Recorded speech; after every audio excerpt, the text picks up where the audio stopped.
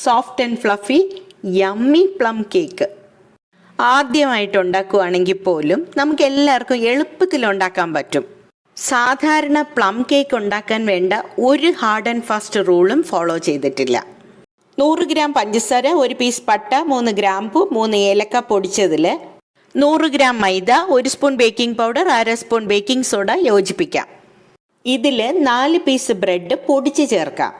2 table spoon butter, 2 മുട്ട, 1 spoon vanilla essence കൂടെ 50 gram പഞ്ചസാര അലിയിച്ച് ബ്രൗൺ കളർ ആവുമ്പോൾ ചൂടുവെള്ളം ചേർത്ത് കാരമലൈസ് ചെയ്ത് കിസ്മിസ്, ടൂട്ടി ഫ്രൂട്ടി, ചെറി അങ്ങനെ ഏത് ഡ്രൈ ഫ്രൂട്ട്സും അരമണിക്കൂർ സോക്ക് ചെയ്തതും ചേർക്കണം.